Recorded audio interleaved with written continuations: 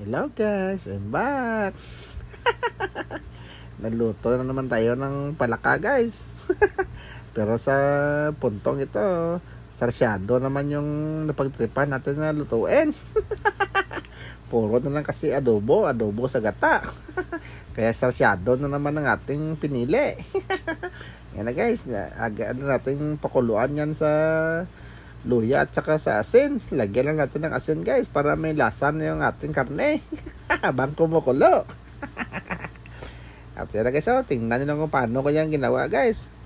Balik ta rin lang yan guys para lahat ay ma-cover ng mainit na tubig. At para matanggal na yung kanyang langsa. Lansa, tawag doon sa Ilonggo, langsa eh. Ayan na guys, ang lalaki ng kanyang laman guys, yung paa niya guys, ang tataba ng kanyang laman. Ilagyan niya ng mantika guys. Pag mainit na guys, hindi pa dyan masyado mainit, nilagay ko na yung ang ating bawang guys, at saka nilagay ko na sibuyas at saka sili. Ayan na guys, dito kami guys, saya-saya namin dito guys. Gumagawa kami ng banana chips guys. Alam nyo ba guys na sa banana chips ay lahat ay napapakinabangan. Pati ang balat guys, napapakinabangan yan guys. Huwag nyo itapon. Ang balat na guys, pwede nyo yung ibilad sa araw at saka i-rep nyo ng 3 araw. At saka itapon nyo na. Kasi balat yan, wala naman yan pakinabang, itapon nyo lang yan. Balat naman yan lulutuin nyo pa ba yan? Ano bang, paano nyo makakain yan? At yan guys, magmainit ang ating guys, ilagay niyo yung ating palaka guys. Lagyan lang yan ng asin at saka bitchin. Igisahin lang natin muna. Sisbirinel yung nagigisa guys. Oy, tres na sisbirinel. Say hi. Nanonood kami ng pork chop duo guys. Alam nyo ba yung pork chop duo? Binata pa ko noon ng nagsikat yung pork chop do guys. At yan guys, lagyan lang natin ng tanglad.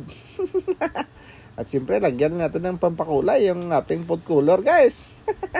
Yan ang sarap ng ating mata guys, yung food color. Timplahan lang natin ulit ng asin at saka sukal guys. Halo-haloin lang natin. At yan na, tanggalin natin yung tanglad kasi nasira na. Na okay naman yung kanyang aroma. Lagyan na natin ng Skyflex guys. Yan yung ating sarsa.